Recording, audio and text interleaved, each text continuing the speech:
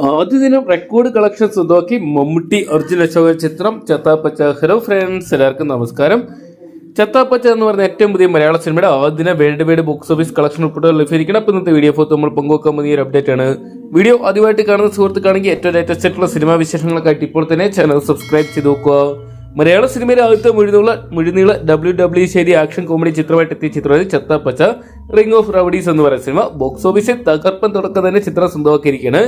ജനുവരി 23 രാവിലെ ആരംഭിച്ച ആദ്യ ഷോ മുതൽ ചിത്രം ഗംഭീര അഭിപ്രായങ്ങൾ സ്വന്തമാക്കിയിട്ടുണ്ടായിരുന്നു.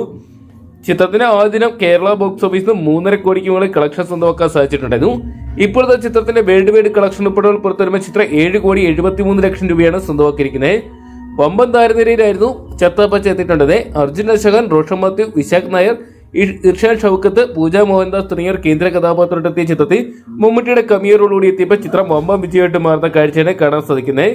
നവാഗതനായ അദ്വൈത് നായരായിരുന്നു ഈ സിനിമ നിർമ്മിച്ചിട്ടുണ്ടായത്. ചിത്രത്തിന്റെ രണ്ടാം ദിവസമായിട്ടുള്ള വെള്ളിയാഴ്ച ദിവസം കേരള ബോക്സ് ഓഫീസിൽ മികച്ച പ്രകടനം തന്നെ കാഴ്ചവെക്കാൻ സാധിച്ചിട്ടുണ്ട്. ചിത്രത്തിന്റെ 2 ദിവസത്തെ വേൾഡ് വൈഡ് കളക്ഷൻ റിപ്പോർട്ടുകൾ പുറത്തുവരുമ്പോൾ ചിത്രം 10 കോടിക്ക് മുകളിൽ കളക്ഷൻ സ്വന്തമാക്കി ഉറപ്പിച്ചിരിക്കുകയാണ്. എന്തൊക്കെയാണ് കാത്തിരിക്കുക ശനിയാഴ്ച ദിവസത്തെ ചിത്രത്തിന്റെ ഒഫീഷ്യൽ കളക്ഷൻ റിപ്പോർട്ടുകൾ അറിയാൻ വേണ്ടി.